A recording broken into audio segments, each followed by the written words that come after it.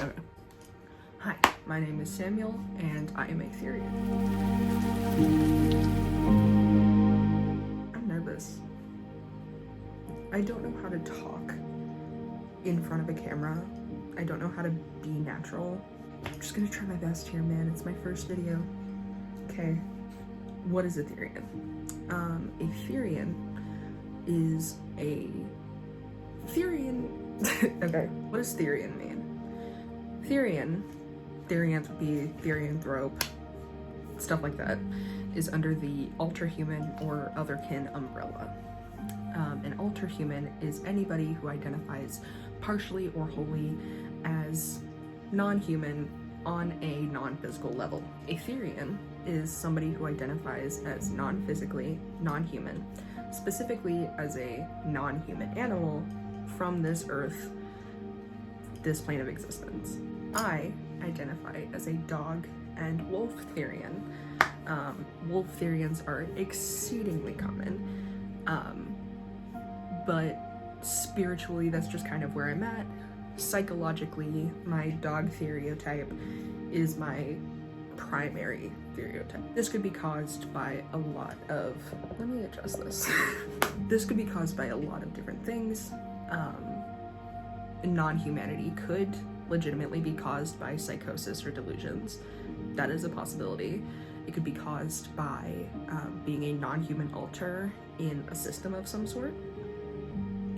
It could be caused by trauma, autism, or just maybe none of these things apply to you and you feel a general psychological disconnect from humanity and therefore gravitate toward feeling like some sort of other thing. Spiritually, however, and I experience both sides of the spectrum, spiritually, I have noticed that there are different theories.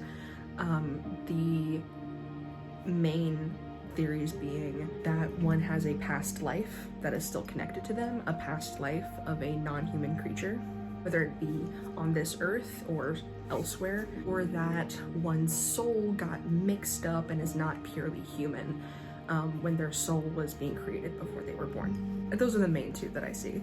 If you have other spiritual theories, please let me know. There are lots of theories as to why a disconnect from humanity occurs and why people tend to identify as alterhuman in some way. But regardless, the alterhuman or non-human community is huge, a lot bigger than you probably think. And lots of us are more than just, you know, young kids who want to play pretend and put on gear and pretend that we are something that we're not. I've been in this community for almost 7 years now. Ever since I was 13 years old. I am now 19, almost 20, and I live a normal everyday life like this, like a canine. All my friends are aware that I'm part canine, at least on the inside. My partner is aware of this. My partner's romantic interest is aware of this. My sibling is aware of this. You know, a lot of people that I know are aware of my lifestyle and my personhood, and they don't mind. In fact, they encourage it. I know a lot of you are probably thinking, this is some sort of mental illness, right? This is some sort of delusion. You think you're an animal. This is insane. Listen, there are people who we call clinical lycanthropes or clinical zoanthropes who do believe themselves to be physically non-human in some way, whether that be that they are constantly under the mindset that they're physically non-human, or that they are under the mindset that they can transform in some way. This is fine. It's not something they can control. Most clinical lycanthropes or zoanthropes are aware of their delusion and have to live with that every day. But I am not a clinical lycanthrope. I am not a clinical zoanthrope, and most alterhumans are not. However, this does not negate the fact that these people exist. What makes this a delusional disorder is that they believe themselves to be physically non-human and have the physical needs of a non-human. Therians are not this way. Most Therians will acknowledge that they do not have the body parts of a non-human animal of some sort. and they never will be able to attain those. We can do things like wear gear, things like fake paws or ears or tails, things like masks. Some people even purchase whole fursuits to try and cope, but we will never be able to physically attain this anatomy. And the fact that we are aware of this is what makes it separate from a delusional disorder. My psychologist, my therapist, okay, I had to go take care of some shit, so I'm sorry if the camera angle is different, but where was I actually? I got it. So, anyway, Therians, you know, most ultra humans are not delusional because we don't believe ourselves to have the physical body of our kin types. My therapist knows about my ultra humanity and is not concerned. So, it's not a delusional disorder. There has been research, minimally, but research into the phenomenon of ultra humanity, and it has been so far settled to not be a delusional disorder. So how did I find out I was a Therian? Well, genuinely, it was because of an online quiz on Quotive. I spent a lot of my time on Quotive writing quizzes and fan fiction and kind of chatting with my friends on there. It was kind of a pseudo social media for me, and I found a quiz on there one day that said, what is your kin type? I didn't know what that meant, so I took the quiz and it said I was a bird of some sort, and then I went and looked up what a kin type was after that, and then I just kind of went down the rabbit hole from there. I will acknowledge that there was part of me that felt non-human, but I didn't know how to properly explore that part of myself, so half of the experience for me was genuinely feeling non-human, and the other half of the experience was me playing pretend as an animal when I was 13, which is completely age appropriate. But that idea and that feeling of me being not entirely human never went away, and now I take my ultra humanity very seriously, much more than I did back then, which is very silly for me to think about. So within the past couple years, I've been very seriously exploring my ultra humanity after a period of time where I denied that part of myself. And so I have come to the conclusion that I am a dog Therian and a wolf Therian. The dog part of me is an Australian Shepherd, and it is very much psychological. It's very much ingrained to who I am as a person, 100%. There is no separation between my human self and my dog self. Those are one and the same, and I am just a dog man. But on a spiritual level, I am my soul feels intertwined with that of a European wolf, specifically one with more of a brownish red coat rather than a typical gray one, which I know makes me sound so special. But yeah, it is partially psychological and partially spiritual for me, depending on which aspects of myself you are talking about. But either way, these are both inseparable parts of who I am. And when it comes to how I discovered that these are what I am, when it comes to spirituality, that's a very loaded question. I started delving into paganism and specifically Hellenism, but researching a lot of different pagan religions, and with that comes the theory of animism and reincarnation.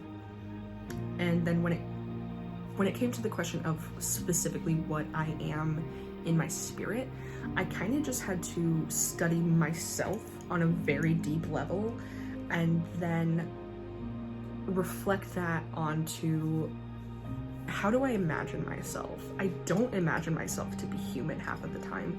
So what are the features that I'm looking for when I'm imagining what I look like? What are the features I'm looking for when I think about how I behave? In a very animalistic sense. It's not what do I want to be, it's who am I genuinely? Who am I on an objective level, and how do I perceive myself? Not how do I wish I was. And at the end of the day, it came down to, you know, the results that we have today.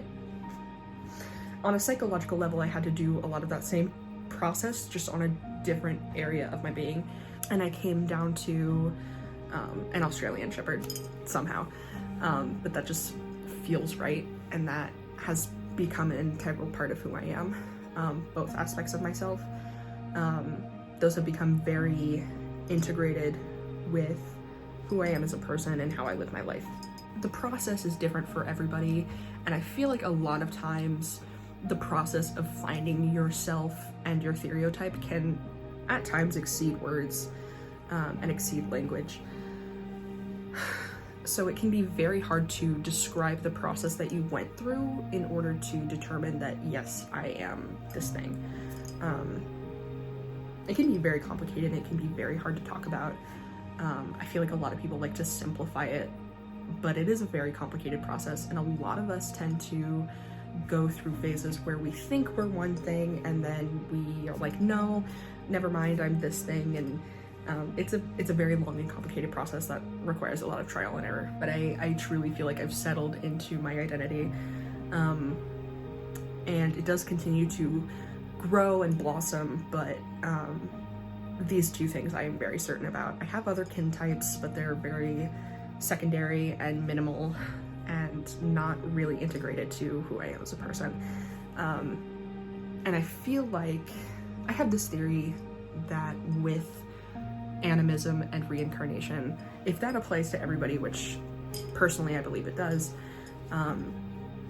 then everybody technically has a kin type, but there are just some of us that are more in tune with that than others, which is fine. I'm not saying everybody has to be in tune with their spirituality. In fact, I believe not everybody should. And not everybody should know about their past lives, because it can be troubling, and I feel like we would have a very different society if everybody knew about their past lives. So I like things the way they are personally. You know, my moral of the story could just be a very complicated process, and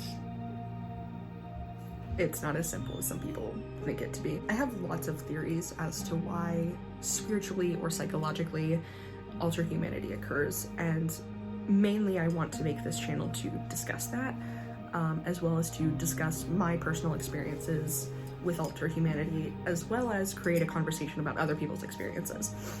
I feel like the narrative around alter humanity, especially as those of us who have been in the community for a long time have grown up, has become a lot more complicated, and I want to explore you know, other people's thoughts and opinions and theories, and just get into it when it comes to discussing alter humanity. Obviously I will discuss the basics for those who don't know, but I really want to have a complicated and nuanced conversation about alter humanity that isn't just I guess how it used to be, where it was, this is purely spiritual and I meditated on it for like 2 hours and now I'm certain. You either think that, or you're on the outside and you think, oh, these people are stupid and crazy. I want to have nuanced conversations about alter humanity and non-humanity, and nuanced conversations about who is alter human, and what alter human means and what it could be. I don't have much else to say besides that, not anything that I couldn't save for a whole nother video.